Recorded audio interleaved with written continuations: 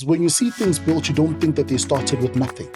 You know, when you sort of think about the concept of the biggest cell phone manufacturer in the world started off as a spaza shop in their own country, you know, we are not as lenient to our own selves and our own journeys in development and building ourselves up. Start where you are with what you have. But even when you start where you are with what you have, don't be ignorant to iterating, evolving, developing, and growing.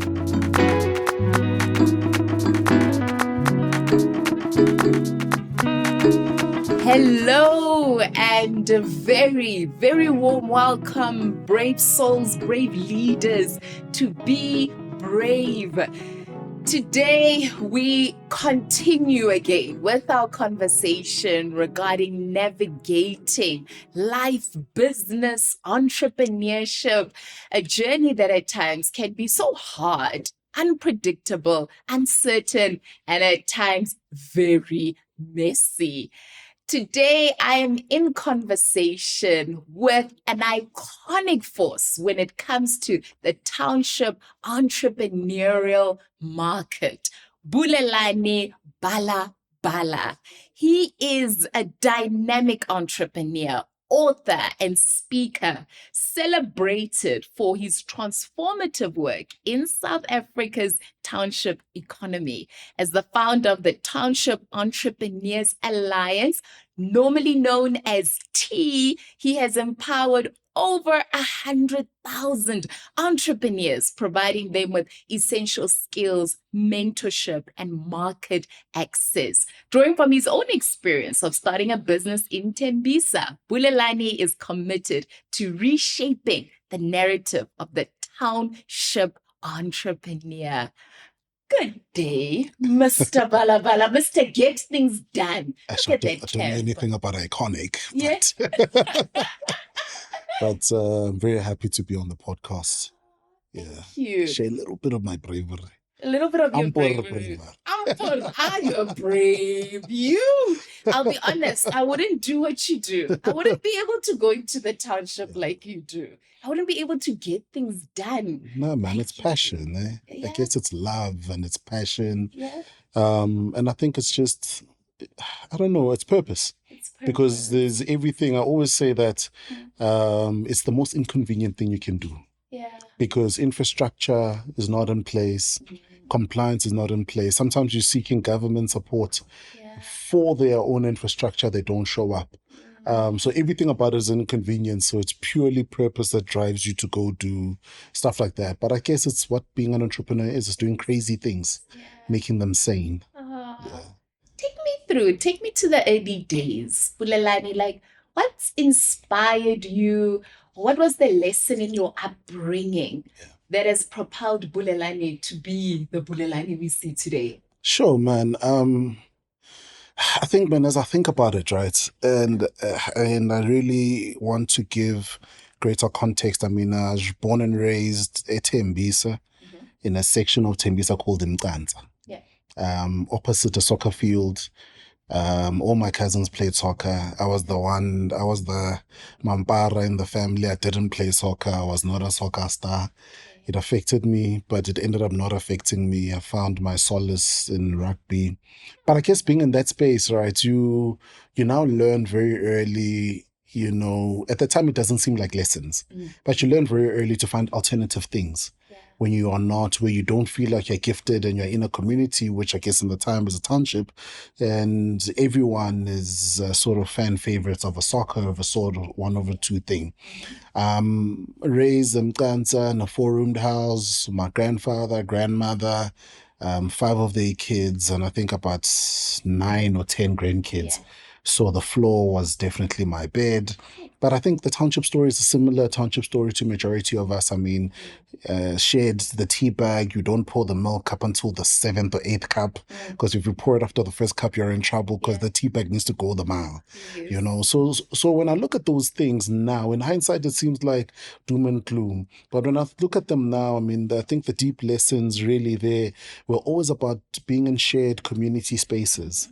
I didn't see it as that. For me at the time, I saw it as being crammed up in a frustrating space. But lo and behold, years later, it sort of makes sense. But I think for me, those were some of the lessons. Went to primary school, went to high school at a college called Elite College. Yeah. Went there for a year because it looked like a scam of a college. Okay. Couldn't get into the high school I wanted to, in Isando. And if they're legit, sorry. But then left and then was taken to Val Christian High. Okay. All the way in the Val. I think they thought Kutinyakanga. Yeah. I'm a naughty kid, so they took me there at a boarding school. Yeah. But that boarding school was, something else.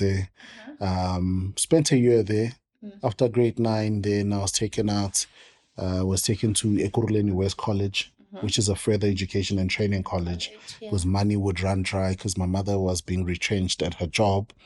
So now you have to, you're this kid who wants to be a kid and experience matric, and I can't experience matric because now the minimum entrance to an FET college is grade 9. So I'm taken there because I guess her rationale is you'd rather have a trade, let the money run dry where you've got a trade as opposed to just having a matric. Maybe you might get a better shot in life. Yeah. Lo and behold, we did the NCOR course, which is called the introductory course. I think it's the N levels up to N6, but we do N1, N2, the money runs dry. Yeah. And then I guess from there, I spent about 2 to 3 years doing nothing, just loafing around. All I did, woke up, cleaned the house, then we just loafed around with my cousin, who then later on joined and lived with us. But I guess also, you now actually understand the fact that when you stagnant and do nothing, your brain locks up, because it locked up. There were opportunities, but now you don't see them as opportunities because now they're construed with ego. So now I personally feel in that moment, I remember one particular moment where my mother had come back and sought out a work opportunity to dig out electrical changes, a company in Joburg. We're given money for the train fare. We walked all the way from Hospital View to Okmo, got onto a train, went to Buck Station, Joburg Central, got off the train, looked at each other, chucked the CVs in the bin, went back home and lied that we had applied. Because there was no rationale, it was just ego. Because at the time, the conversation was, imagine what people are going to say seeing us dig electrical changes. But there was no other alternative, So it was really I think my early days really was growing up feeling inadequate, feeling out of place, comparing myself with a lot of other kids. So there was definitely low self-esteem. Going to school at a primary school where all the other kids had toughies and the other brands, and I had to go to school with all-star rip-offs. And as a kid, you go to school all-star rip-offs, you stand out like a sore thumb. So all those things are things that played on one's ego. Now you're hiding away, you can't afford bread, so you've got pap, you're eating it behind the media center. And those things end up making sense later on in one's life. But at that moment, it feels like, can the earth open up and just swallow me? Why me? Why do I have to be the one who lives this life? And then my mother then at some point we moved from Mkanza in Tembisa to another section of Tembisa called Hospital View, which then at the time is where this is now before she got rechanged. This is now at the time where your doctors and not doctors, but nurses, policemen lived and teachers.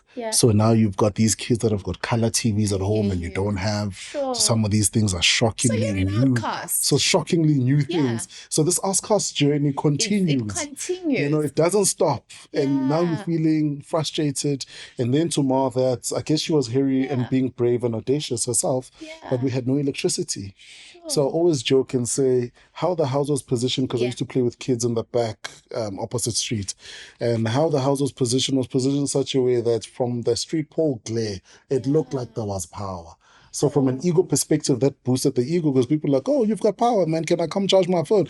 Like, nah, you're not going to charge anything in my house. But there's no electricity, but one had to sort of build up whatever. But in that moment, it doesn't seem like you're building up anything. It feels like frustration, doom, and gloom. But Bulelani, that frustration, doom, gloom, feeling like an outcast, how do you break out of that to be the Bulelani who then says, I'm going to start a business? I know mom is pushing hard at home. The money is not meeting month end. Something needs to be done. How do you push out of that? No, man, I think for me, so I think to sort of add some puzzles to that story, 3 years doing nothing, Yeah. having dropped out now from the college, the Correct. equity college. I loaf around, and I think the changing journey was church, really. Hey, being involved, because my mother's a pastor, so I'd always been in church, but really never going there for the fact that I was being told to go, Yeah. not going there driven by purpose or anything amazing, right? But when I started to get involved, Yeah. now what you're doing is that now you're serving, now you're moving chairs, now you've got another group of other kids, we're doing stuff. Now we're finding alternate things to do apart from just chilling, ekasi, doing nothing. Were you singing in the choir? No, at definitely church? nowhere close, but I was Oh, connecting not the like, oh, sound. you hit, oh, you were? I was connecting the Okay, sounds. connecting the sound. So we'd move the Okay. sound, we'd connect it, and then the sound engineers would do their thing.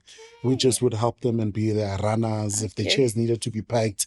That's Got why it. you could never pack chairs better than me. That's Till today, right. no, you could never.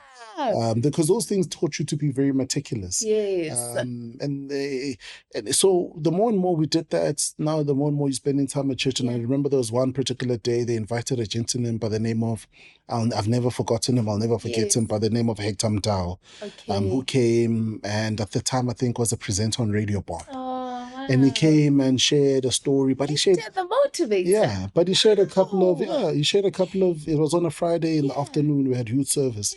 And I think they invited him, came, but he shared a couple of things. And I think of the things that he shared, Yeah. a very interesting concept being a kid in Tembisa Yes. was, dream beyond Tembisa. There's more to life than Tembisa. In my head, I was like, what's this guy talking about? There's more to life. Yeah. Then he's talking about how, you can grow, go out there, experience new things, explore. In my head, I'm like, this guy's crazy. But I take that and I put it in practice. And I start to do odd things like washing people's cars to get money. Maybe I get like an odd $40. Now, at that time, it wasn't $40 to wash one car, it's like $20. Yes. I get like $20. Then I sort of weigh out, okay, cool. If I walk to Okmo, get in a taxi to Pretoria, how much is it going to cost me? Okay, cool. It's not so bad. Then that time, going to Wimpy cost you R3 to get rooibos. You get the rooibos, you get a seat, you get a free newspaper.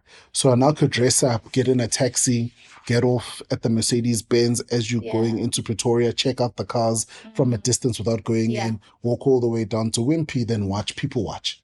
Then I'd say they just watch people feeling inadequate, watching people live. So those experiences helped put me in a position where I really started to dream bigger because now I was seeing stuff out there in the market. Then I guess the ideas now were large. We're starting to think entrepreneurially. Things to sell, things to find, things to do. Then I remember a friend of mine, Nipo, came back from school with a t-shirt, I don't know if it was a school t-shirt or soccer, actual official PSL team jersey.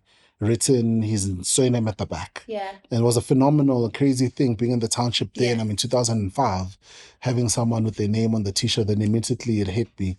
Imagine if I printed these for these other guys. So it took him about 2 to 3 weeks to make the introduction of one of his classmates who did that for him, who then worked with some guys in Limbro Park or something in Joburg. And out of that, we formed a relationship where the soccer fans would come, charge them like $20 or $30, they'd get their names in a week.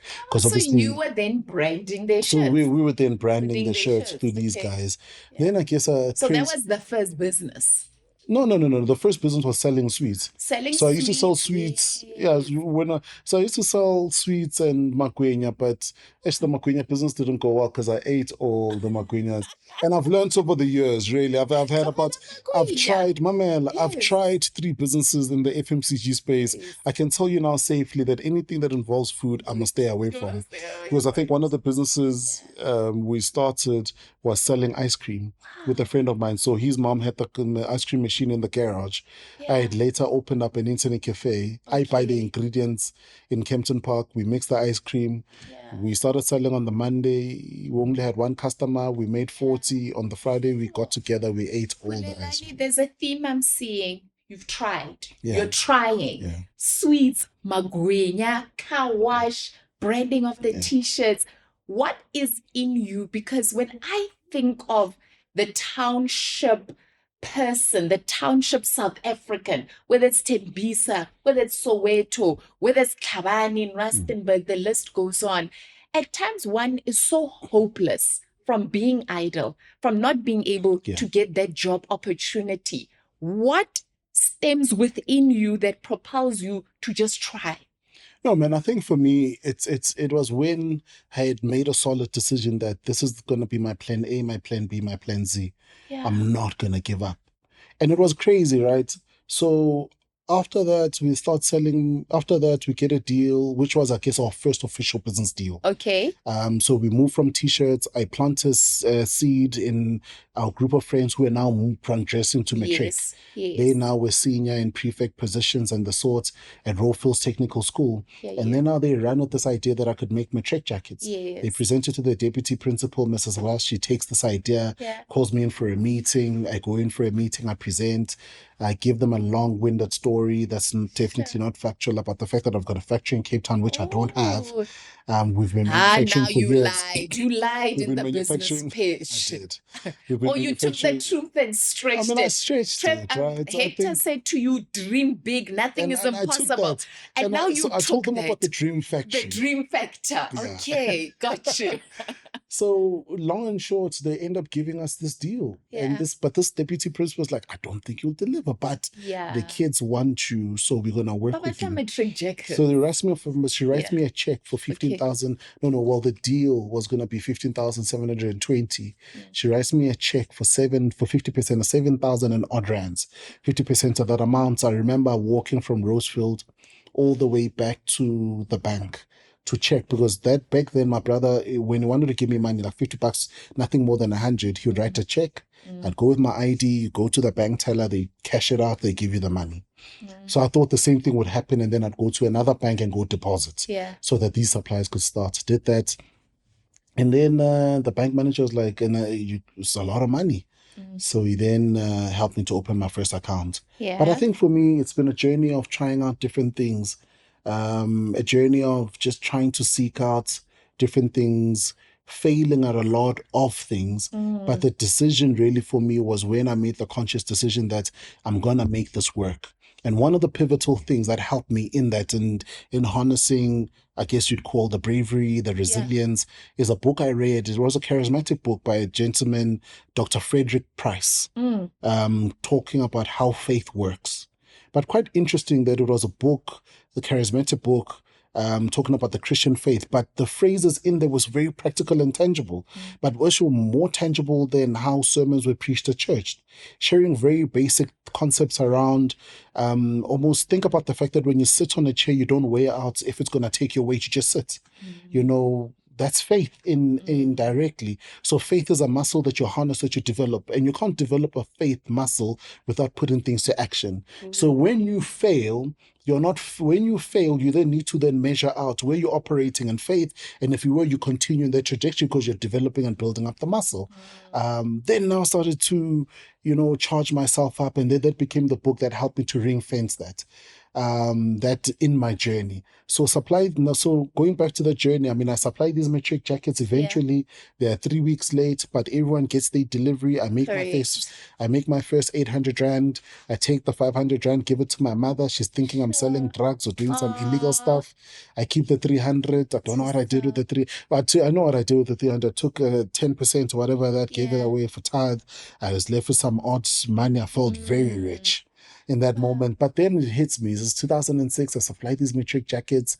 It's now April. What am I going to do? Because matric jackets so are what's seasonal. next? The big question around what's next? Then I guess I hang around. I've always been fascinated with internet cafes. Okay. And also, I think on this, there's a saying, there's a quote that gentleman who likes to say, Dr. Marco. He's one of the co-founders of Regenesis Business School. So he says, people start businesses according to the level of their education. I then took that and I was like, but I'm not educated. What do you mean? But then I took that in the construct and the backdrop of where I grew up. And I said, well, people start businesses according to the level of their education, the books they read, their exposure, and the way they travel. Then it made sense then why I started in Skinner Cafe, because all I was exposed to is either I started Talvin or an internet cafe. There were 5 in the area, or a hair salon, or a car wash, or the typical, or Shisanyama, spaza shop, or the typical businesses you start. What people see in but the then township. For me was passion. Then we decide going to open an internet cafe. Then I start now bootstrapping. because I get another 300 if Yes, then I yes. now start bootstrapping in July 2006 Yeah. towards 2007. The local church gives me their carpets, I hear you. block carpets. They give Yeah. me 10 chairs. My Sure. aunt buys ink, 2 From cartridges you. for the HP ink. Correct. My brother donates, or rather organizes at work, an HP 610 inkjet Sure. printer.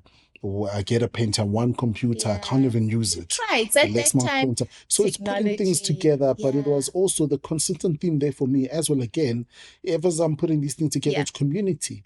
My back opposite Community. neighbors were renovating their house and demolishing it, so I got the wardrobe Correct. doors to use as tabletops. Powerful. You know, Sure. so really, And fast forward now, yeah, Bulelani. So you move from internet cafe, many other businesses, which I'm very yeah, aware of. And in your book, you yeah, explain and you yeah, bring in those nuggets as well. And now we're here with tea, yeah, the phenomenal work you're doing with tea across townships, every province in this country, helping the very yeah, same other yeah, Bulelanis just like you, who might be a little bit hopeless, who yeah. are struggling to navigate this entrepreneurial journey. What is the myth with all the work you've done, all the businesses you've run, when it comes to township entrepreneurs? The myth that society believes or thinks of when they think of township I mean, entrepreneurs. obviously, I think the misconception really is unreliable. They don't deliver. They don't show up, and they are cheap.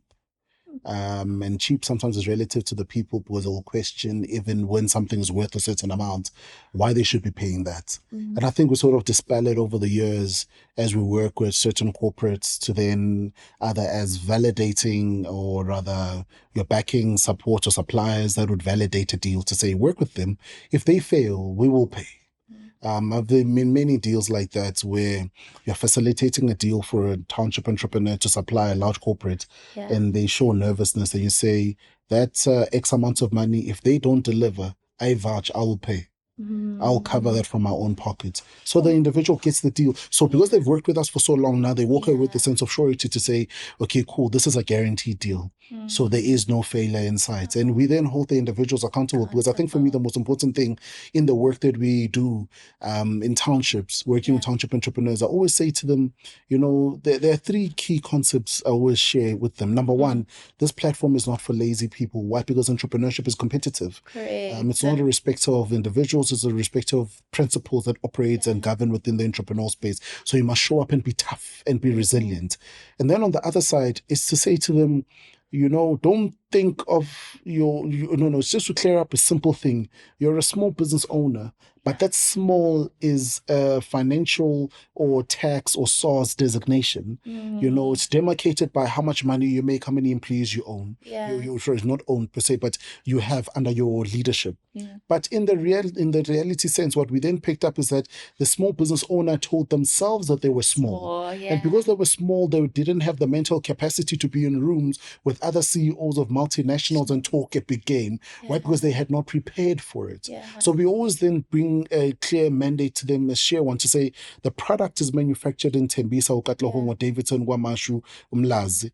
But it should not only be created for that market. Diversify your market by creating a product that will compete on a global scale. Whether you've got route to market or not, but you've got that as a benchmark for development. Why? Because the founder is dreaming that big and planning that big and educating themselves that big. So true. So don't be limited by the word small business. Yes. Rather look at yourself and say, I'm building a growing business. It needs to be. And then you have that growth mindset in how you show up. Where do you draw the strength and the courage, Bulelani, to trailblaze? As much as you are leading a township business, you do work with the JSE listed organizations. Where do you draw that courage?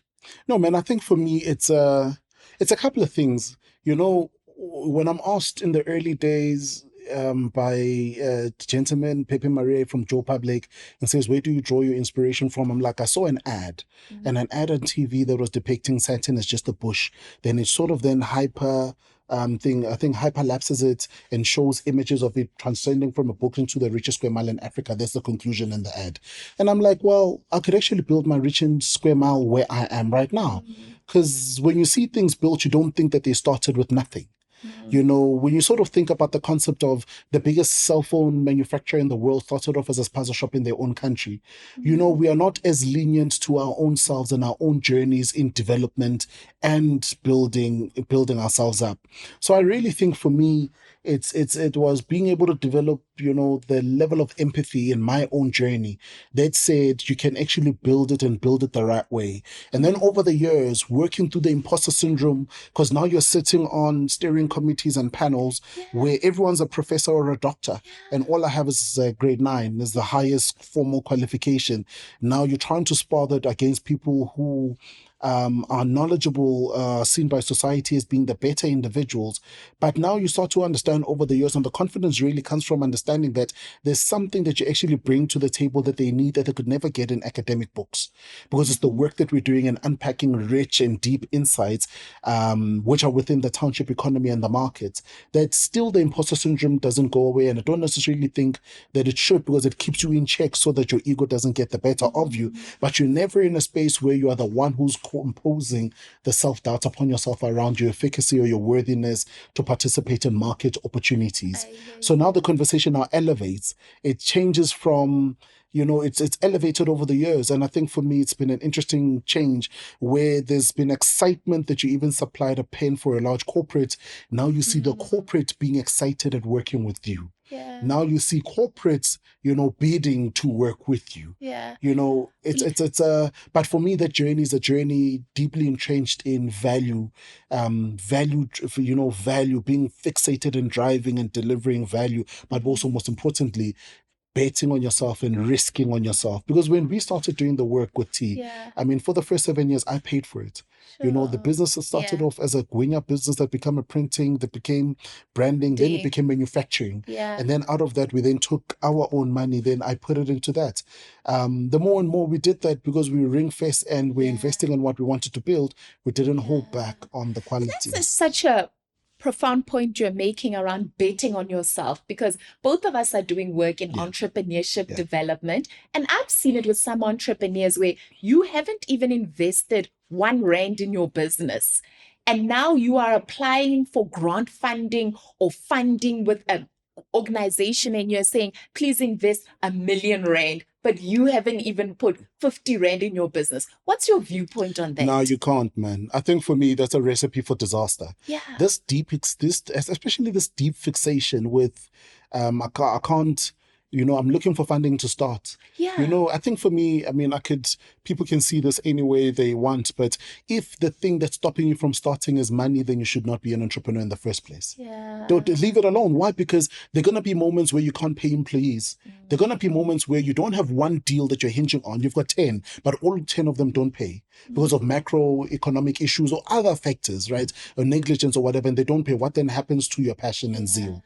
Because your passion will only account for 1% of the activities in your business. Because the moment you get in, I get it because I'm passionate about entrepreneurs, but guess what? Now I must understand accounting. Now I must understand numbers. Now I must manage people. Some of them are honest people, some of them are not. Now I must manage suppliers as well who show up on time. Some overbill me, some take advantage of me because I'm a man or I'm a woman. So you understand that, you know, you can't hinge yourself around that financial conversation.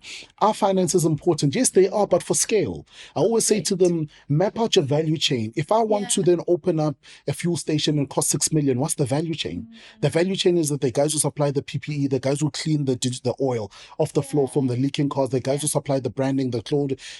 So when you understand the value chain, you will understand that they are parts of the value chain that you can utilize that you can enter in and be a supplier of, that are low barriers to entry, but you can utilize that as skin in the game for you to then prove to a funder the fact that you are the right person to fund. That is why when you sit with guys at various funding institutions, maybe IDC or NEF, they'll tell you about deals that they funded where the person had zero equity, but they should show on paper that I've worked in the space for 30 years.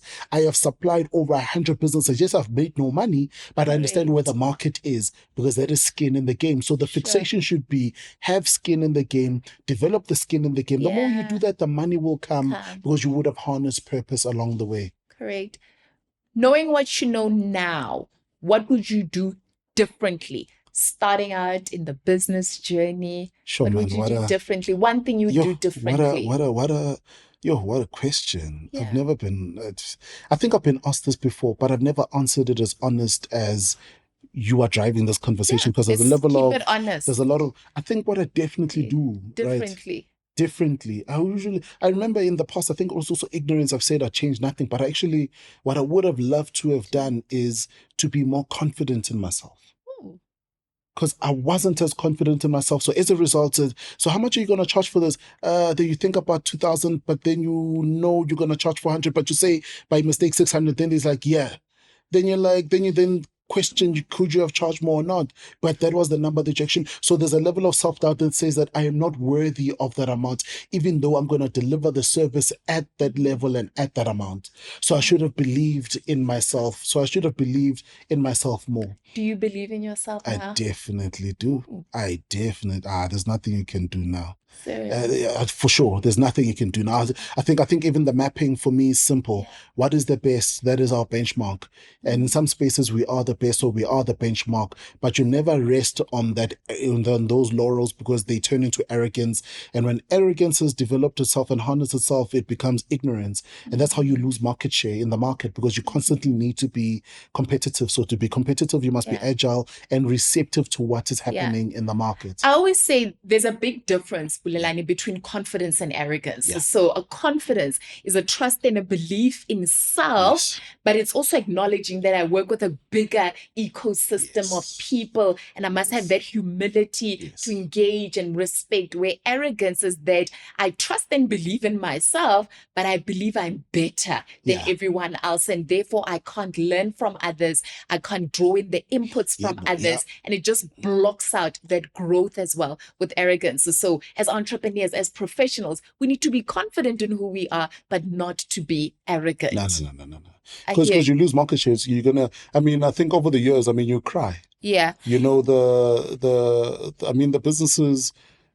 I don't want to put out any negative statements, but I think for me, just operate with honesty, with dedication, with confidence, and the best way to show that you're confident, be prepared. Always be prepared. The power of preparation, never taking anything for granted. Take nothing, whether it's one client. And I always say to the guys, and my staff members would be interested to say, but you went to a meeting with us, but you were calling that person sir and they are younger. But I'm like, that's my boss. Yeah. That's our boss. Yeah. And we're calling them sir because we respect them. Why? Because you respect the work. It doesn't matter what their age, they're male, they're female. So those things I threw away long ago to say, if someone is going to stand before me, they're going to pay me R1, they're sir. So I started to practice in the internet cafe. I was typing people's CVs. Yes, sir. Yes, ma'am. Then people would get shocked. Why are you calling me sir? Why are you calling me ma'am? I'm just here to buy an empty CD. Yes, sir. Yes, ma'am. Why? Because I'm respecting my work and my craft. That is the deepest level of respect. I'm not respecting you because you're going to shop in a Benz.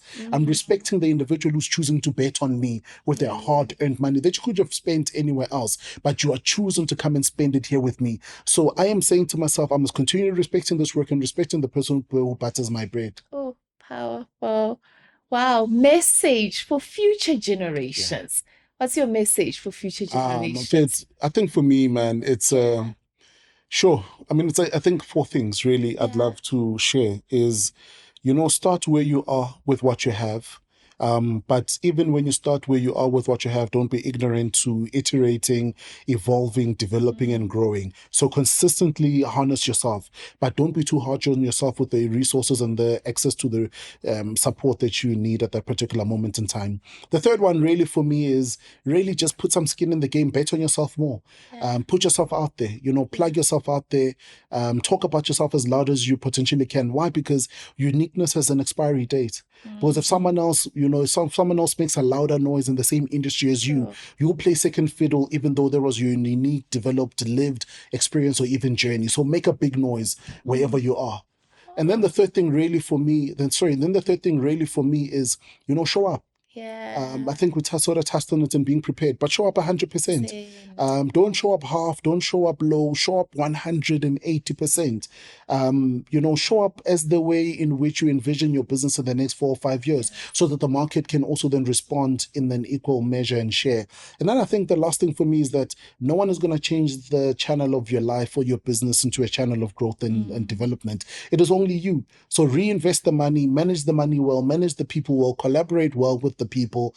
Make sure that it's value-added delivery. Be fixated on delivering for your customer, but also most importantly, make sure that you get things done. Why? Because talk is cheap, numbers don't lie, the proof is in the pudding, and that pudding is going to be when you're sitting and you're analyzing your finances and you're able to clearly understand your management accounts and your finances and you're delivering value to your customer, it's going to show. So deliver value, get things done, talk less, deliver more. Let's deliver. Some rapid fire questions. Ooh. One word that defines your entrepreneurial philosophy.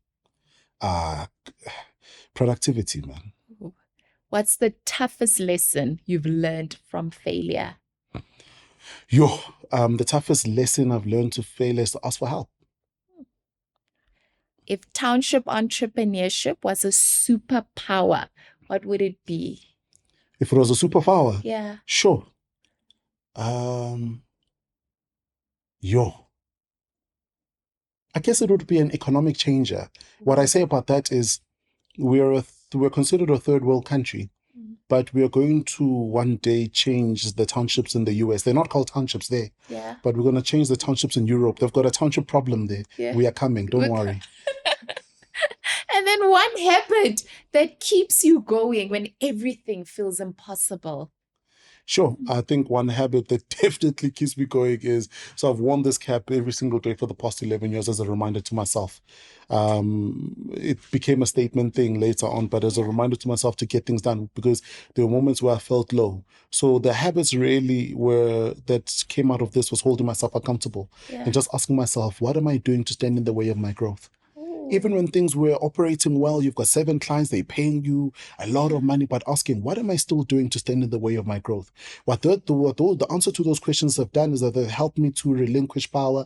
They've helped me to step out of the way of the growth of my business. They've helped me to say, to stop blaming other people and the macroeconomic issues, to say, but it's SARS, it's whoever, to say, what am I doing to cause the problem? Oh, that's self-introspection, hey? And then lastly, what does bravery mean to Mr. Bulelani Balabala? Man, I think bravery, man, to me just means charting your own journey, believing in yourself, really dedicating yourself. And I think for me, the encapsulation of that is, if you would never, ever put everything that you've built on the line for the next level of your growth, I don't necessarily think that you are brave enough, because if you bet on yourself hard enough, then you are able to make those calculated investments. But sometimes it's just faith. So are you willing, even in the midst of faith, rebet on yourself at the various iterations of your growth within your business? And if you can't, maybe you might not necessarily be as brave enough, because I think at some point we grow and become complacent. And the only way really to keep yourself in check and be on edge is to really just be brave enough to bet on yourself. Oh, that you do exceptionally well. Thank you so Continue much. betting on yourself, Mr. Get Things Done. Bulelani, it has been an absolute joy. I've learned so much from your journey. Where is my book? I'm like, your book is in the car. Yes. Like, I've got the book actually. I'll make sure to leave the office with the book. We will include the book. I'd love that. Because I did ask for my book, and really just for people who want to find out more, draw more inspiration from you. I know you do have your book available. They can follow you on the various platforms. Bulelani Balabala, always creating such powerful videos, challenging us as entrepreneurs, as professionals, as dreamers, as people who have this burning desire in us to live a life that is higher and greater than what we can envision. Thank you for showing us that it is possible, and the phenomenal work that you do to reposition and reshape how we see the township. I celebrate you, and I truly honor you and appreciate this conversation. Sure, I'm floating right now. Yes. You always have. And you know what? I'm very happy to have come here today. From the moment I walked in, it's just been love. And I think the energy in the room, but also the energy that's exuded. And I think for me, that is what you call culture. That intangible thing that you can't touch or describe, but you feel it. And I walk away with that deep sense of feeling and deep sense of worth from this moment. So ngiyabonga. Thank you for plowing into me. I really appreciate it. Thank you. And that is my conversation with Bulelani Balabala, Mr. Get things done, when we're feeling a little bit hopeless, navigating and wondering to ourselves, will there be light at the end of the tunnel? Bulelani has shed that light, and the hope is that you walk away more inspired, more hopeful, more willing to put your skin in the game if you're that entrepreneur who's pushing and who is trying. Let's continue on this journey. Let's always remember to be brave, be bold, be intentional, and put your best self forward.